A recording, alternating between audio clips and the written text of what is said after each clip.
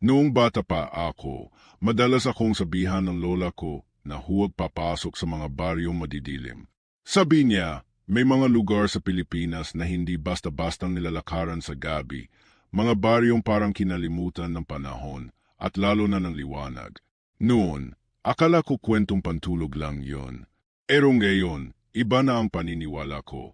Ang kwentong ito ay tungkol sa isang binatang tinatawag na Joel. Tahimik lang siya, simple at halos walang kaibigan. Lumaki siya sa mahirap na pamilya sa Maynila, ama na inabandona sila, inang may sakit, at dalawang kapatid na siya ang bumubuhay. Grade 1-0 lang ang natapos niya, pero marunong siyang maghanap ng paraan para mabuhay. Tricycle, construction, kahit anong trabaho, pinapasok niya, basta't may makain lang sila sa araw-araw. Hanggang isang araw, may lumapit sa kanya. Isang matandang lalaki, mukhang taga-probinsya, may malalim na boses at kakaibang ngiti. Sa Barrio Candelaria, sabi nito, walang ilaw, walang signal, pero may trabaho ka. Taga-ayos ng bubong, taga-tabas ng damo, taga-linis ng bahay. Malaki ang bayad. Napakunot no si Joel. Walang ilaw. Sanayan lang yan. 3 araw ka lang dun. Sa dulo ng linggo, may 5,000 ka na. 5,000 para sa 3 araw. Sa hirap ng buhay nila, parang sagot sa dasal. Kaya kahit may kutob siya, tinanggap ni Joel ang alok. Kinaumagahan, sumama siya sa matanda, sakay ng lumat kumakalansing na jeep, papuntang baryo na ni minsan ay di niya narinig sa kahit anong mapa. Pagpasok pa lang nila sa baryo, ramdam na agad ni Joel ang bigat ng paligid. Ang langit ay kulay abo, ang hangin malamig kahit tirik ang araw. Mga bahay na yari sa kahoy, tahimik parang walang tao. Walang kuryente. Walang kahit anong tunog kundi langit-ngit ng dahon at huni ng mga uwak. Ang kalsada, maputik at makitid, parang bihirang madaanan. Pero tinanggap ni Joel ang trabaho. Inilagay siya sa isang lumang bahay sa gitna ng kakahuyan. Malaking bahay pero luma na. May kalawang na ang bubong at may samyo ng amag sa loob. Siya lang daw muna ang taong titira doon habang ginagawa ang trabaho. Ayon sa matanda, may susunod na manggagawa sa linggo. Pahinga raw si Joel pagkatapos ng 3 araw. Habang naglilinis siya, may mga bagay na unti-unting nagpaparamdam. Una, ang mga pako sa kahoy na sahig, palaging may tumutunog na parang yapak kahit wala namang dumaraan. Sumunod, ang orasan sa dingding na humihinto tuwing 2:00 na madaling araw. At sa gabi, may mga aninong dumaraan sa bintana. Akala niya noong una ay mga hayop lang, pero iba ang hugis, parang tao, pero hindi ganap na tao. Kinabukasan, dumalaw ang tanging kabataang nakita niya sa baryo. Si Kiko, payat, kulot ang buhok, may madalas na ngiti kahit may lungkot sa mata. Umiwas ang mga mata ni Kiko sa bawat madilim na sulok ng bahay. Wala talagang kuryente rito. Tanong ni Joel. Wala. Matagal na. Hindi inaabot ng Meralco, too. Sabi nila, hindi raw dapat. Hindi ligtas. Anong ibig mong sabihin? Ngumiti lang si Kiko, pilit. Sanayan lang. Baka bukas, masasanay ka na rin. Nagkasundo sila ni Kiko. Bawat hapon, dinadalhan siya nito ng pagkain. Sinigang, pritong tilapia. Minsan kahit tinapa lang. Nakakagaan ng loob si Kiko, aya kahit madilim ang paligid, kahit nakakakilabot ang gabi. Somehow, may konting liwanag si Joel sa presensya ng kaibigan. Ngunit sa 3 gabi, habang nagpapahinga si Joel sa itaas ng bahay, may narinig siyang mahihinang yabag sa ilalim. Akala niya si Kiko. Pero nang sumilip siya sa bintana, nakita niya may 3 nilalang sa labas ng bahay. Nakayuko, gumagapang, mabilis at wala silang mga mukha. Para silang nilikha ng gabi. Isa sa kanila, tumingin diretso sa kanya, kahit wala itong meta. Ramdam niyang tinititigan siya nito. Hindi siya makasigaw. Parang may nakabara sa lalamunan niya. Sumiksik siya sa ilalim ng kama at doon siya nakatulog sa takot, sa kaba at sa pagod. Kinabukasan, pagbangon niya, naroon na naman si Kiko. Bakit di ka bumaba kagabi? Tanong nito, tila nag-aalala. May nakita ako. Nautal pa si Joel. Hindi normal. Kiko, ano ba talaga ang meron dito? Muling ngumiti si Kiko, pero hindi na ito gaya ng dati. Ngayon, may lungkot at takot na kasamang halo-halo sa kanyang titig. Parang may gusto siyang sabihin, pero pinipigilan ng kung anong bagay. May mga lugar talaga, bulong ni Kiko, na hindi dapat tinatambayan ng mga tulad natin. Pero minsan, kapag ang dilim ay naging tahanan, nagiging normal na rin ang kababalaghan. Bago pa makasagot si Joel, tumunog ang kampana sa may dulo ng baryo, isang mabigat na tunog na tila hindi na ginagamit sa matagal na panahon. Lahat ng ibon sa paligid ay biglang lumipad. Tumingin si Kiko sa direksyon ng tunog, saka tumingin kay Joel, seryoso na ngayon ang mukha. Simula na, bulong ni Kiko, at hindi mo na pwedeng umatras.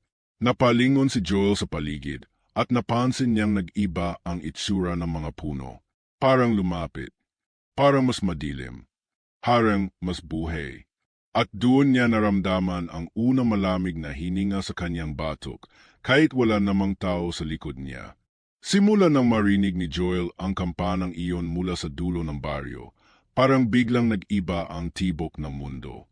Tahimik pa rin ang paligid, pero hindi na ito ang dating tahimik na puno ng hangin at katahimikan, kundi isang uri ng katahimikang tila may tinatago. Parang may nakamasid. Pagkatapos na maikling pag-uusap nila ni Kiko, hindi na niya ito nakita kinabukasan. Wala sa usual na upuan nito sa tapat ng bahay. Wala sa tabi ng balon kung saan sila madalas umupo at magkwentuhan habang kumakain ng tinapay. Hinanap niya ito buong araw, pero walang gustong sumagot sa kanya. Ang ilan sa mga matatandang nakatira sa baryo ay umiiling lang kapag binabanggit niya ang pangalan ni Kiko, para bang hindi nila ito kilala o ayaw nilang maalala. Habang mag-isang naglalakad si Joel pauwi sa lumang bahay, napadpad siya sa isang masukal na daan sa likod ng simbahan. Madilim na kahit hapon pa lang. May matandang lalaking nakaitim ang nakaupo roon. Nakaturok ang tungkod sa lupa, at tila hinihintay siya. Anong hanap mo, Hijo? Tanong na matanda, hindi tumitingin sa kanya. Kaibigan ko po. Si Kiko. Bigla pong nawala. Mahina ang boses ni Joel. Tumango ang matanda. Ay, ang batang may mata sa dilim. Hindi na nagsalita si Joel. Pero may bumangon na tanong sa loob niya. Anong ibig sabihin ng matanda? Anong mata sa dilim? Tumayo ang lalaki at naglakad papalapit. Nakita niya may mga anting-anting ito sa lig. Luma, may hugis bituin, at may nakasulat na sinaunang baybayin sa paligid. Ang amoy nito ay pinaghalong usok, insenso, at kung anong damo.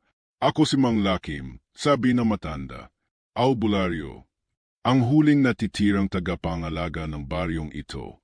At ikaw, Joel, anak na Isidro, apo ni Lolo Temyong. Napaurong si Joel. Paano niyo po nalaman pangalan ko? Hindi lang pangalan mo ang alam ko. Alam ko rin kung bakit ka nandito. At hindi ito aksidente. Doon nagsimulang tumibok ng mabilis ang puso ni Joel. Noon lang niya muling naalala ang mga bulong ng nanay niya Deity. Noong gabi bago siya lumuwas. Iwasan mo ang baryong walang ilaw. Anito. Huwag kang papasok sa baryo Candelaria, Joel. May kasaysayan tayo roon. May utang tayong dugo. Lolo mo ang dating bante ng mutiang itim. Patuloy ni Mang Lakim. Isang pirasong bato na may kakayahang itaboy ang dilim. Pero nang mawala ang mutya, dumilim ang baryo at nagsimulang bumalik ang inaanak ng kadiliman, ang pinakamalakas sa lahat ng aswang na nakatali sa lupang ito. Biglang nanlamig ang buong katawan ni Joel. Aswang, tumango ang albularyo. Hindi lang basta aswang. Isa siyang dating diwata na isinumpa, sapagkat kinain niya ang liwanag ng ibang nilalang. Ngayon, siya ang dahilan kung bakit hindi na umaabot ang kuryente sa baryo. At ngayon, muling lumalakas siya, sapagkat narito ka. Nalito si Joel. Anong connect ko sa lahat ng to? Mula sa dugo mo, sagot ni Mang Lakim. Ikaw ang susunod na bante. Ikaw ang huling may karapatang hawakan ang mutya, at ikaw rin ang tanging makakatalo sa nilalang na iyon. Itinuro ng albularyo ang isang lumang kahoy na kahon sa tabi niya. Nang buksan iyon ni Joel, nakita niya ang isang itim na kabib, maliit, parang walang halaga. Pero kapag tinapat sa liwanag, kumikislap ito ng baghaw at lila. Ito ang mutiyang hinahanap ng kadiliman. Sa oras na mahawakan kanya, wala nang makakapigil sa kanya. Kumalabog ang dibdib ni Joel. Gusto niyang tumakbo, tumangging maniwala. Pero bawat salitang naririnig niya ay tila may bigat ng katotohanan. At sa likod ng isip niya, may boses na bulong ng bulong. Hindi ka pwede umatras.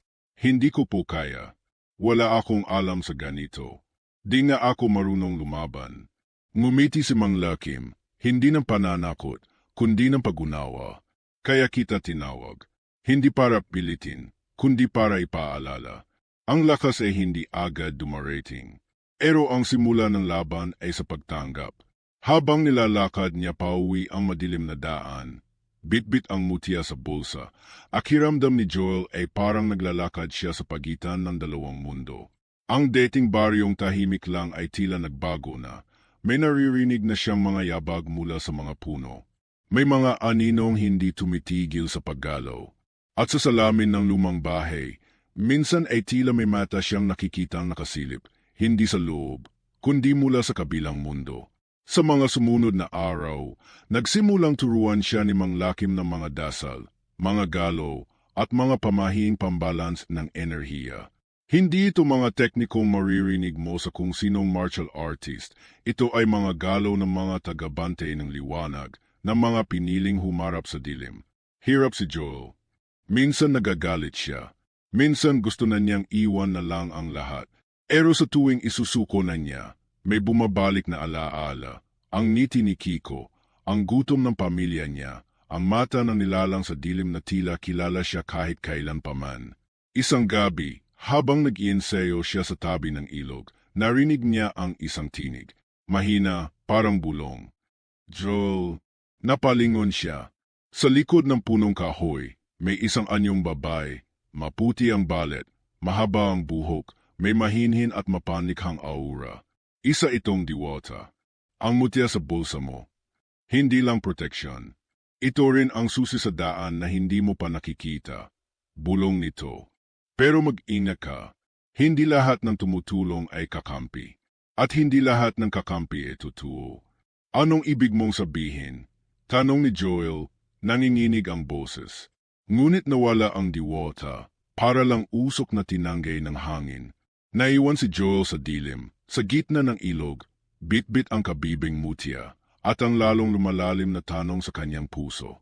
Simula nang makita ni Joel ang diwata sa may ilog, hindi na siya mapakali. Hindi lang dahil sa takot, kundi sa dami ng tanong na sumisiksik sa isipan niya. Lahat ng nararanasan niya ngayon, ang mutya, ang bigat ng responsibilidad, ang mga aninong sumusunod sa kanya, ay hindi niya pinangarap ni hiniling man lang. Gusto lang naman niyang kumita para sa pamilya. Gusto lang niyang makawala sa hirap. Pero ngayon, parang unti-unti siyang hinihila ng mundong mas malalim pa sa simpleng gutom at kahirapan.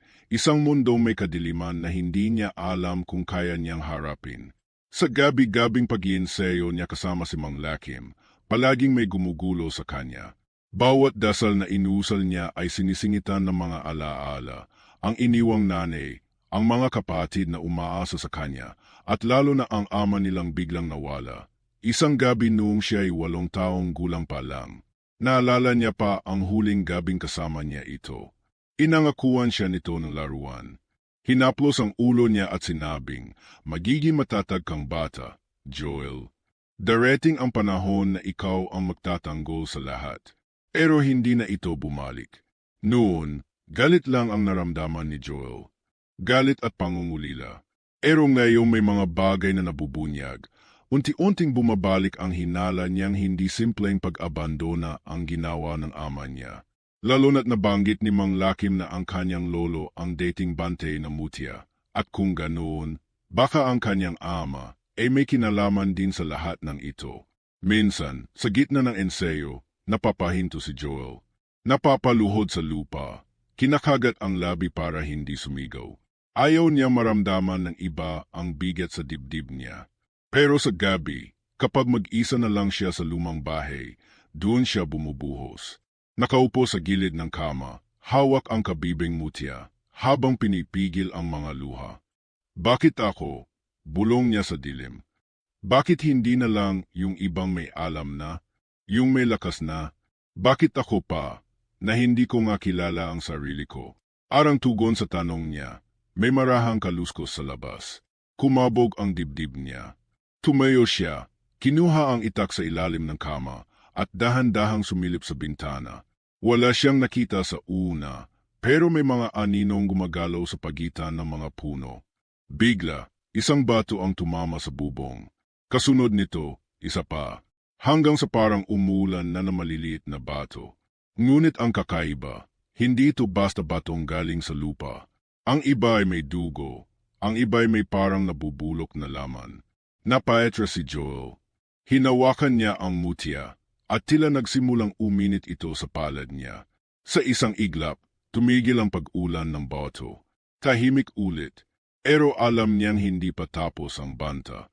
Kinabukasan, dinalaw siya ni Mang Lakim. Kita sa mukha nito ang pagkabahala. Nagsisimula ng kumilos ang nilalang, anito. Ginugulo ka niya para si Rain ang puso mo.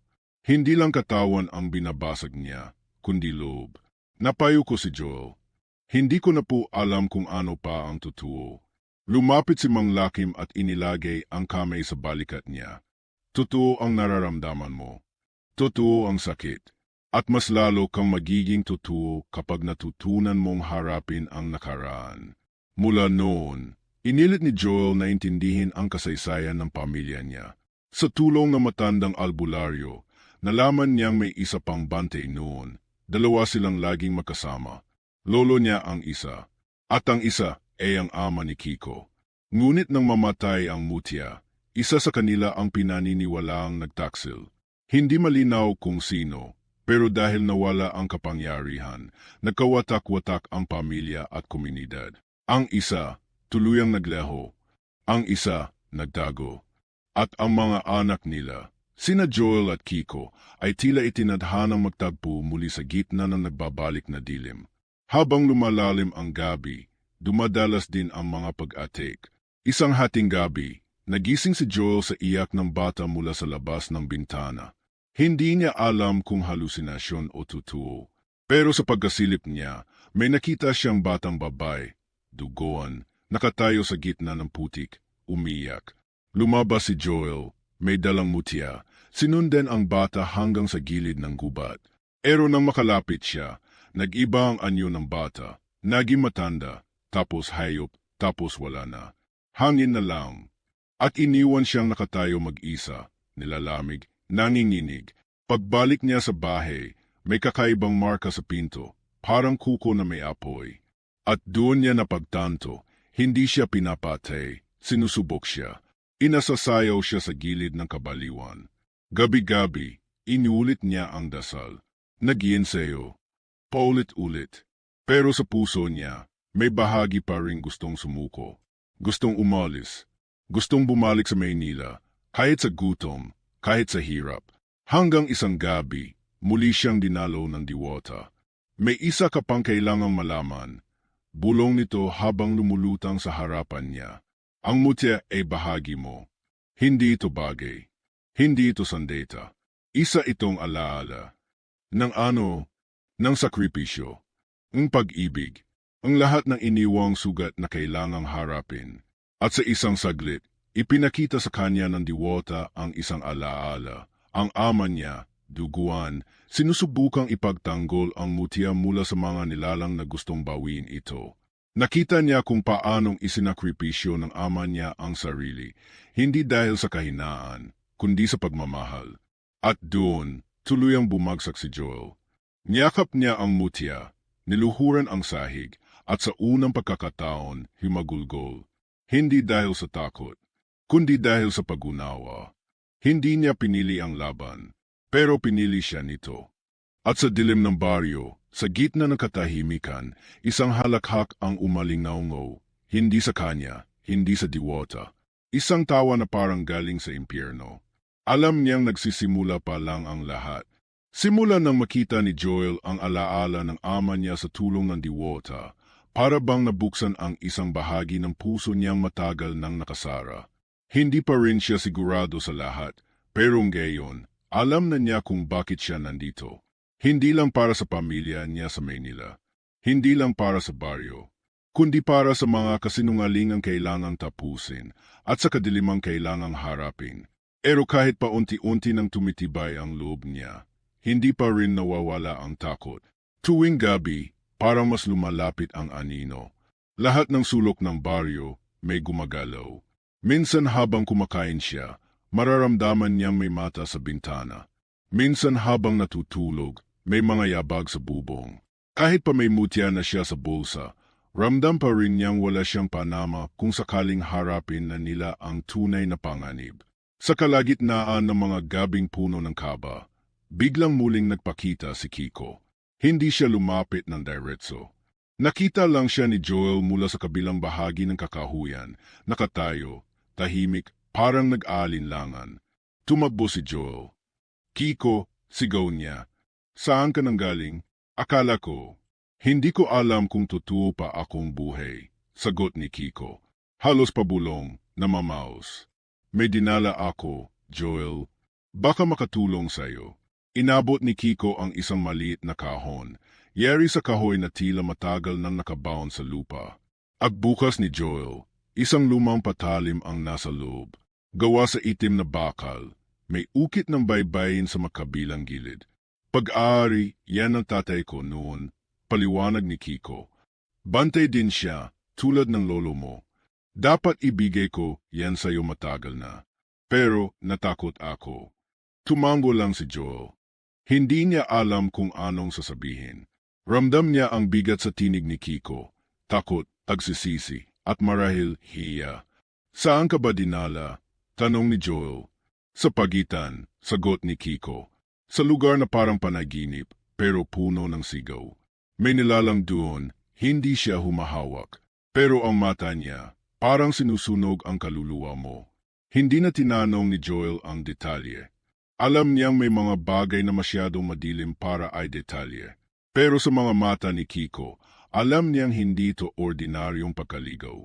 May hinipo sa kaluluwa ng kaibigan niya, at alam niyang maaaring mangyari rin sa kanya. Sa sumunod na araw, nagsimulang maghanda ang dalawa. Tinuruan sila ni Mang Lakim ng mga sinaunang galo, mga pananggalang, at mga dasal na ginagamit ng mga tagapangalaga noon. Si Joel hawak ang patalim. Si Kiko may dalang lubid na gawa sa hibla ng niyog at dahon ng banaba, panali sa nilalang na galing sa dilim. Pero kahit habang naghahanda, ang takot ay nananatili. Sa gabi, nagkwikwentuhan sila para maibsan ang kaba. Alam mo, Joel, sabi ni Kiko, hindi ko inakalang darating sa ganito ang buhay nating. Akala ko yung mga kwento na matatanda, pantakot lang para huwag tayong gumala sa gabi. Tumawa si Joel, mapait. Ganyan din ang akala ko. Pero yung bangungot natin dati, totoo pala. At ngayon, tayo ang gumigising para harapin to. Tumingala si Kiko sa langit, madilim, walang bituin. Baka nga tayo na lang ang liwanag na natitira. Ngunit hindi na nila kailangang maghintay ng labanan. Unti-unting dumarating ang kalaban. Isang hapon, habang nag-iipon sila ng mga tuyong dahon para sa pang-ukit na ritual, napansin nilang dumidilim ang paligid. Hindi lang basta dapit hapon, ito ay dilim na parang dumadapo sa balat. Ang hangin biglang lumamig. Ang mga ibon sabay-sabay na lumipad palayo. Magsindi kayo ng apoy, sigaw ni Mang Lakim. Agad nilang sinindihan ang sanga ng kahoy. Ngunit hindi pa man umaapoy, may sumipol sa hangin, isang matinis, mahaba, at parang galing sa lalamunan ng nilalang na hindi tao. Tumingin si Joel sa gubat. Doon niya nakita ang anino. Hindi buo ang anyo. Kira-piraso. Para bang usok na may hugis. Pero ang mga mata, kulay pulang apoy. Mang Lakim, pabulong na tawag ni Joel, nanginginig. Ano yun? Hindi pa siya. Pero iyon ang anino niya. Abiso lang yan na papalapit na siya. At sinusuka ka na. Tila nanigas si Joel. Kahit anong tapang ang sinubukang buuin sa puso niya, ngayon ay tila unti-unting nababasag. Sa sumunod na mga araw, mas dumalas ang mga babala. May mga hayop na natatagpuang patay sa paligid. Walang dugo, tuyot ang balet, para bang sinipsip ang kaluluwa. May mga matatandang biglang hindi makalakad, at ang ilan, nagsimulang magsalita ng mga salitang hindi nila alam. Ang simbahan sa gitna ng baryo ay biglang bumagsak isang gabi, kahit walang lindol o ulan. Sa gitna ng gumuhong altar, isang marka ang nakita, bilog na may mata sa gitna at apoy sa palibot. Palatandaan, yan, sabi ni Mang Lakim. Ang sentro ng baryo ay pagmamay-ari na niya. Hindi na nakakatulog si Joel ng buo. Kahit nakahiga, laging gising ang isip niya. May kaba sa bawat hangin, may takot sa bawat anino. At kahit kasama si Kiko at Mang Lakim, alam niyang sa huli, siya ang titingin sa mata ng dilim. Hindi pa tayo handa, sabi niya minsang gabi. Wala nang handang tao, sagot ni Mang Lakim. May mga pinipili ang dilim, pero mas malakas ang pinipili ng liwanag. Isang gabi, habang nakaupo si Joel sa harap ng apoy, hawak ang patalim at ang mutya, naramdaman niya ang pagtibok ng lupa. Hindi lindo, hindi hayop. Ito ay pagdating ng isang bagay. At sa hangin, may pabulong na tinig. Malapit na ako. Hindi na alam ni Joel kung ilang gabi na siyang gising. Sa bawat oras na lumilipas, palakas ng palakas ang pakiramdam niyang may isang bagay na darating. O baka nga, andiyan na, pero nagkukubli pa sa dilim. Ang apoy sa harap ng bahay ay halos hindi na namamatay. Gabi-gabi, siya at si Kiko ay nagbabante, habang si Mang Lakim ay patuloy sa pagukit ng mga anting-anting at pananggalang. Lahat sila, tahimik, hindi na gaya noong una na may biruan pa kahit papaano. Ngayon, kahit ang mga ngiti nila ay may halong kaba. Isang madaling araw, habang umigib si Joel sa balon, may narinig siyang mahina pero pamilyar na boses. Joel, napatigil siya, tumalikod, at sa dikalayuan, nakita niya ang isang siluetang lumalakad mula sa kakahuyan. Babay, payat, mahaba ang buhok, putlang-putla ang balat. Nanay, bulong ni Joel. Hindi siya makapaniwala. Ang ina niya dapat nasa Maynila. May sakit, hindi makalakad ng maayos. Pero ngayon, nakatayo ito sa harap niya, tuwid ang likod, at nakatingin sa kanya na parang hindi siya kilala. Uwi na tayo, anak, sabi nito, may lamig ang tinig. Tama na, Yen. Hindi mo kailangang gawin to. Paano kayo nakarating dito? Nanginginig na tanong ni Joel. Sinong nagsabi sa inyo? Ngunit hindi sumagot ang babae. Bagkus, ngumiti ito, isang ngiting malamig at may mga matang walang luha. Sa isang iglap, biglang lumabo ang paligid at nagbago ang anyo ng babae. Ang mukha nito ay tila nabura, naging anino at nagmistulang usok na tumalsik sa hangin. Tumakbo si Joel pabalik sa bahay, habol ang hininga. Sinalakay na nila ang alaala mo, sabi ni Mang Lakim nang ikuwento niya ang nangyari. Sinusubukan kanilang wasakin mula sa loob. Pero ang mukha ng nanay ko, totoo yon. Ganoon sila. Ginagamit ang minamahal mo laban sa iyo. Kinagabihan, muling nagtipon ang tatlo. Tahimik si Kiko, tila hindi mapakali. Panay ang iwas ng tingin kay Joel. May problema ba? Tanong ni Joel. Wala, sagot ni Kiko, pero hindi siya tumingin sa mga mata nito. Nagduda si Joel, pero pinili niyang manahimik muna. Ngunit hindi na niya napigilang magtanong kinabukasan nang mapansin niyang wala sa altar ang patalim na bigay ni Kiko. Nasaan yung itok? Nawala, sagot ni Kiko. Siguro naiwan ko sa gubat kagabi. Hindi mo basta iwan yon, Kiko. Alam mong mahalaga yun. Dito na nanlaki ang mata ni Joel. Lumingon siya kay Mang Lakim at saka kay Kiko. Anong hindi niyo sinasabi sa akin? Tahimik. Hanggang sa tuluyang nagsalita si Mang Lakim. Joel, kailangan mong malaman. Hindi lang ikaw ang may koneksyon sa mutya. Hindi lang ang pamilya mo ang nakatali sa sumpa ng baryong to. Tumingin siya kay Kiko, nang ngayon ay napayo ko, tila gustong maglaho. Si Kiko, patuloy ni Mang Lekim, ay anak ng tagapangalaga, pero hindi lang basta bante. Siya ang anak na nagkanulo. Tumeo si Joel. Galit at takot ang gumapang sa katawan niya. Anong ibig mong sabihin? Siya yung dahilan kung bakit nawala ang Mutya Deity. Yung ama niya, hindi makatingin si Kiko. Hindi ko alam noon. Bata pa ako. Pero lumoki akong binabantayan. Tinatago sa mga nilalang. Dahil sabi nila, sa dugo ko, may bahagi ng dilim. Joel, hindi ako kalaban mo. Pero totoo, may dugo akong hindi ko naintindihan. Umetra si Joel. Nalilito, nasasaktan. Kaya mo ako tinulungan? Para, tiyakin na makukuha niyo uli ang mutya. Hindi. Joel, totoo ang lahat ng sinabi ko. Tinulungan kita dahil gusto kong tapusin ang kasalanan ng ama ko. Ayokong masayang ang pagkakataong ito.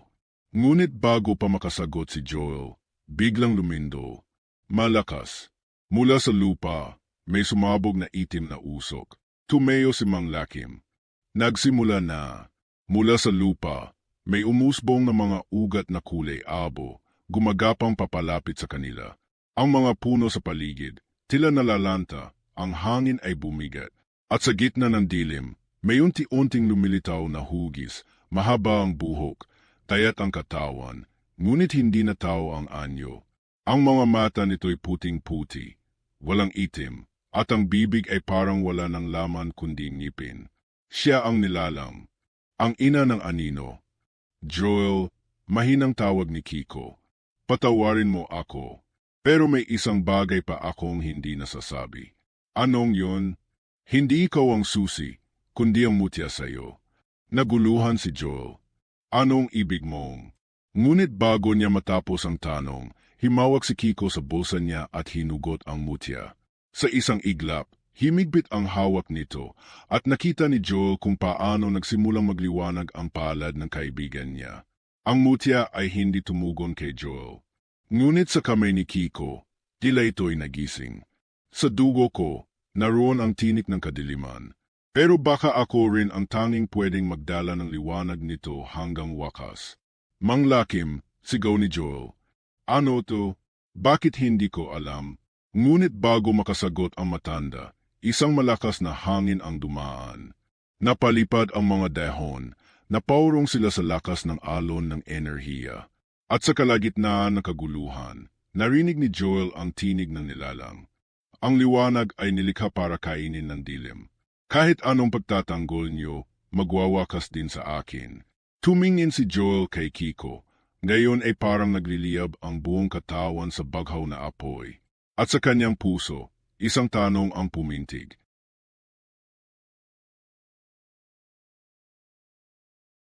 Umalingaw-ngaw sa hangin ang huling sinabi na nilalang, ang ina ng anino, at parang tumigil ang oras. Sa paligid ni na Joel, Kiko, at Mang Lekim, unti-unting nalalanta ang mga halaman, natutuyo ang lupa, at ang hangin ay parang sumisigaw ng pagdurusa. Sa gitna ng kaguluhan, nanatiling nakatayo si Kiko, hawak ang mutya sa kanyang palad ng gayo'y naglalabas ng baghaw na liwanag. Nanginginig ang buong katawan niya, pero hindi niya binibitawan. Si Joel naman, nakatitig sa kaibigan, hindi alam kung tiwala pa ba ang nararamdaman o takot. Kiko, mahinang bulong ni Joel. Ano na ang ginagawa mo? Hindi ko alam kung sapat to. Sagot ni Kiko, pinipigil ang luha. Pero kung may paraan para tapusin to, ay sa huling pagkakataon, susubukan ko. Sumugod ang nilalang. Ang katawan nito mahaba at kumikilos na parang usok ay lumutang sa air. Ang mga kamay ay mistulang kuko ng hangin at sa bawat kilos niya ay may kasunod na pagyanig sa lupa. Tumakbo si Joel, hawak ang patalim, sabay sigaw ni Mang Lekim ng dasal mula sa kanyang bibig. Mabilis, matalim, habang isinusugat sa balet ang isang anting-anting. Hindi lang lakas ang laban dito, Joel, sigaw ng albularyo. Puso ang tunay na sandata. Ngunit bago pa makalapit si Joel, himarang si Kiko at iniangat ang mutya. Sa isang iglap, biglang sumiklab ang liwanag mula sa mutya. Isang bahaw na sigaw ng enerhiya na tumama sa nilalang. Napaurong ito, napasigaw na malalim, isang sigaw na hindi galing sa bibig kundi sa mismong kadiliman. Pero hindi pa tapos. Muli itong sumugod, at sa pagkakataong ito, diretsong tumama kay Kiko. Tumilapon ang kaibigan, bumangga sa puno, at nawala ang mutya sa kamay niya. Kay, sigaw ni Joel. Tumakbo siya, pinulot ang mutya at hawak ang patalim. Lahat ng takot niya, lahat ng pagdududa, lahat ng sakit na dinadala niya mula pagkabata, pinilit niyang ibuhos sa mismong kamay ng ngayon ay tatayo sa harap ng pinakamatinding dilim sa buhay niya. Kung totoo ngang ako ang pinili, bulong niya, hindi ko natatakbuhan. Tumakbo si Joel papunta sa nilalang, habang sinisimulan ni Mang Lakim ang huling bahagi ng dasal. Mula sa lupa, sumulpot ang liwanag na bilog, isang sinaunang simbolo, pangtatak sa kadiliman. Sumigaw ang nilalang. Tila nasasaktan. Lumalakas ang pag-ikot ng hangin, tila bagyong nilikha sa loob ng baryo. Ngunit hindi na umetras si Joel. Tama na, sigaw niya. Hindi mo na kami makokontrol. Hindi na kami madidiktahan ng takot. Binaon niya ang patalim sa puso ng nilalang, habang hawak-hawak sa kaliwa ang mutya. Isang matinding pagsabog ng liwanag ang sumiklab, puting liwanag na bumalot sa buong paligid. Tumigil ang hangin. Tumahimik ang mundo.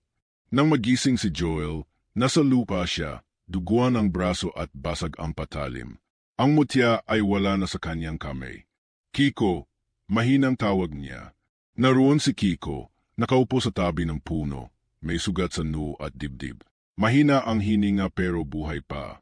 Natapos na ba? Tanong nito, halos pabulong. Hindi ko alam, sagot ni Joel, halos lumuha. Pero andito pa tayo. Buhay pa tayo. Lumapit si Mang Lakim, pagod, nanginginig, ngunit may payapang ngiti. Ang nilalang, tinanggal natin ang katawan niya. Pero ang ugat ng dilim ay hindi nawawala sa isang laban lang. May iniwan siyang bakas. Baka bumalik pa siya.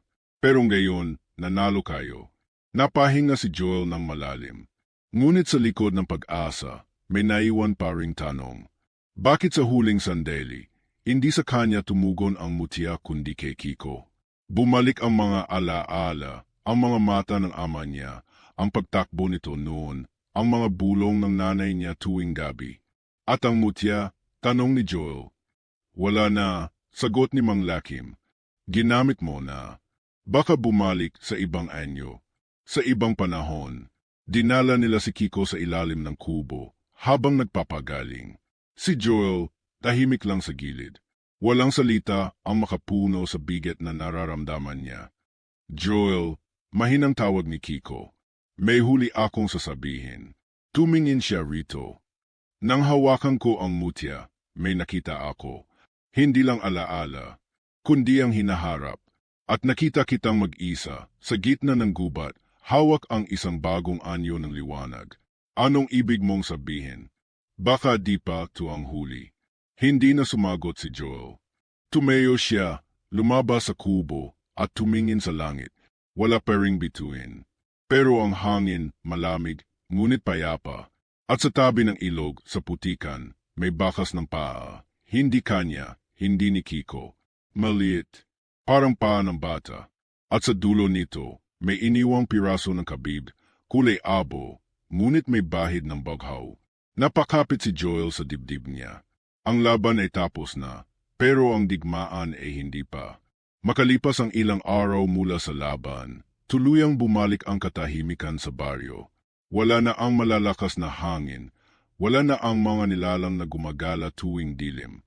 Ngunit kahit paanong katahimik ang bumalot sa paligid, ramdam ni Joel na may kulang, may naiwan. Sa loob na maliit na silid ng kubo, binabantayan niya si Kiko ng gayo'y unti-unti nang nakakagalaw. May benda ang balikat, may pasa sa mukha, pero ang mga matanto'y buhay, may lalim, may bigat, pero hindi natakot. Kamusta pakiramdam mo? Tanong ni Joel habang pinipigang muli ang lampin sa palanggana. Parang binangungot ng gising, sagot ni Kiko, pilit ang ngiti. Pero at least, buhay pa. Tahimik. Walang sumunod na salita. Si Joel ay tumingin sa bintana, sa liwanag ng araw na dahan-dahang bumabalik sa baryo. Ilang linggo pa lamang siya roon, pero parang dekada ang binilang ng mga nangyari.